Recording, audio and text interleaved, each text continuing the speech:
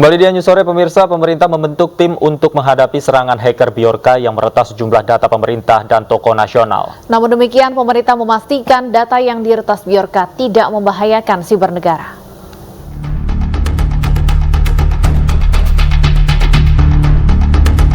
Pengguna Bridge Forum, Bjorka membocorkan data milik sejumlah lembaga plat merah mulai dari IndiHome hingga data presiden.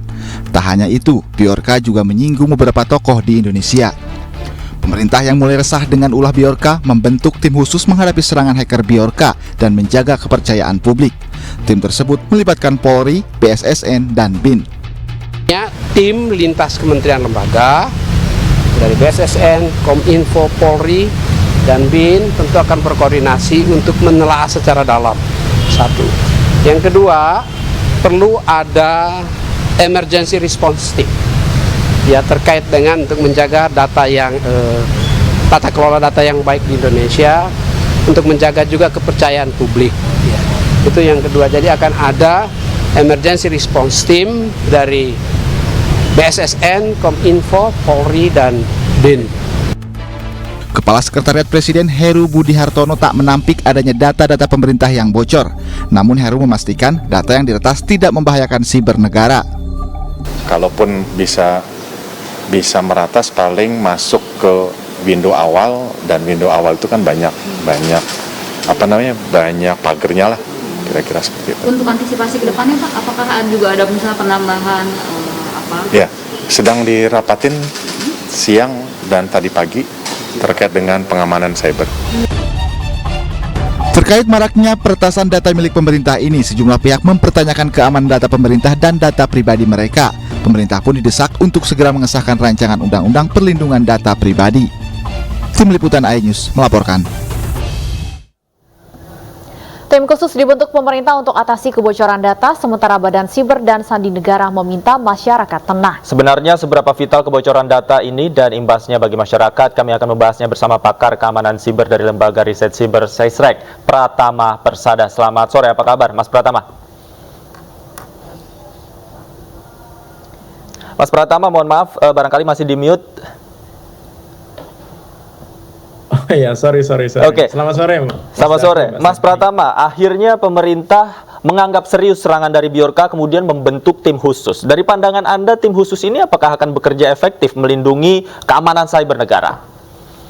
Ya, tergantung ya. Kalau memang dibuat dengan serius, kemudian serius meletakkan orang-orang yang memang berkompeten dalam bidangnya, ngerti masalah keamanan cyber, serius benar-benar menganggap bahwa ancaman cyber itu nyata, begitu serius menganggap bahwa kebocoran data pribadi yang terjadi saat ini itu sangat mengkhawatirkan, ya tentu saja bisa berjalan dengan efektif begitu. Tetapi kalau ini hanya dibuat untuk formalitas, yang penting rakyat tenang, yang penting masyarakat tenang begitu, seolah-olah pemerintah sudah membuat aksi gitu, ya nggak ada gunanya gitu. Makanya nanti kita tunggu apakah tim ini benar-benar dibuat menjadi tim yang kuat gitu. Karena kerjanya sangat banyak sekali gitu. Yang pertama adalah mereka harus bisa melakukan asesmen ke seluruh sistem IT yang ada di pemerintahan, kementerian, lembaga, TNI, Polri, pemerintah pusat, pemerintah daerah, begitu, yang saat ini kita tahu sistemnya banyak yang berantakan dan sangat lemah sekali begitu. Bagaimana mereka bisa menemukan celah, menambal celah gitu, memperbaiki sistemnya dan lain-lain. Yang kedua adalah tim ini juga harus bisa memaksa nantinya gitu semua kementerian lembaga dan pemerintah pusat, pemerintah daerah, TNI, Polri gitu untuk membuat sistem keamanan yang memang sesuai dengan standar keamanan yang benar begitu kan. Sekarang ini sebenarnya sudah ada nih standar keamanan informasi yang bisa digunakan, ISO 27001, COVID, standar keamanan sistem informasi yang dibuat BSSN begitu. Yang jadi masalah adalah mereka tidak mau menerapkan. Nah, semoga Satgas ini bisa punya power gitu untuk memaksa lembaga pemerintah gitu mau menerapkan sistem keamanannya dengan benar begitu. Nah, kalau semuanya sudah dilakukan, kemudian bisa melakukan asesmen, harusnya lembaga ini bisa menginformasikan kepada rakyat sebenarnya apa yang terjadi saat ini. Kenapa kebocoran ini terjadi? Di mana bocornya terjadi gitu? Di mana server yang menyimpan data-data masyarakat ini disimpan begitu? Karena apa? Karena sekarang ini kan masih misterius.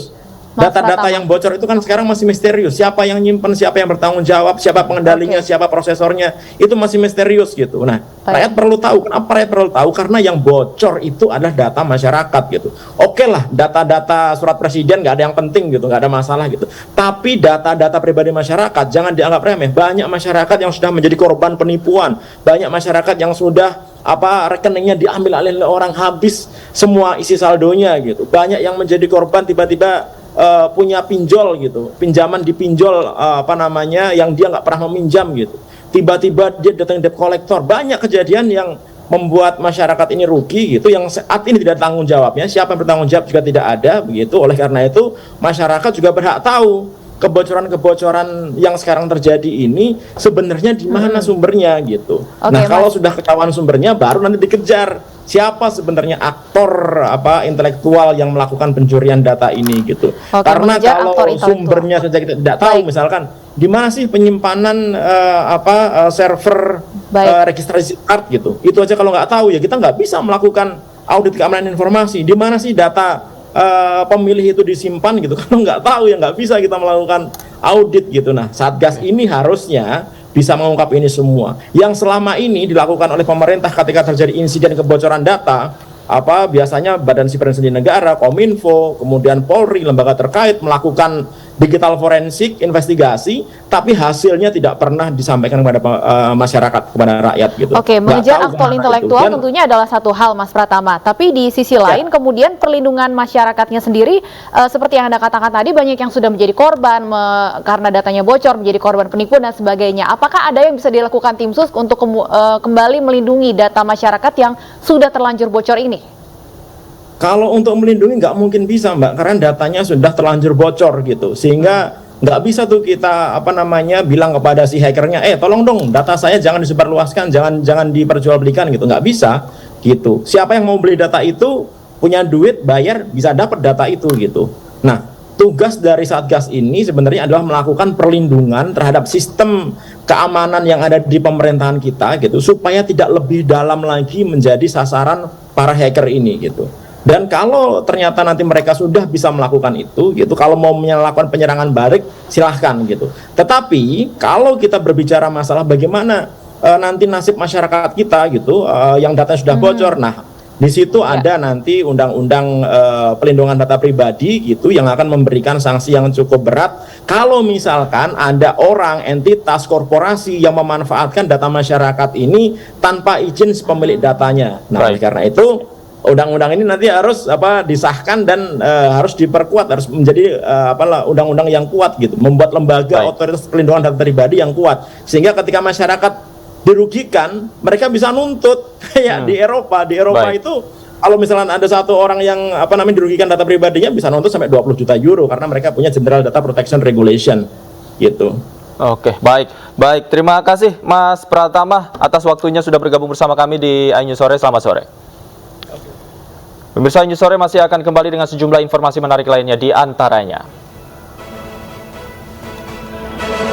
mahasiswa dan polisi bentrok saat unjuk rasa menolak kenaikan harga BBM di Situbondo, Jawa Timur.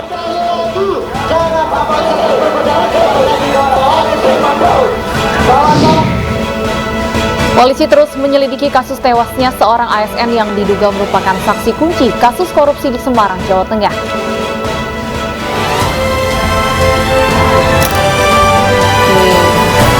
Bocoran data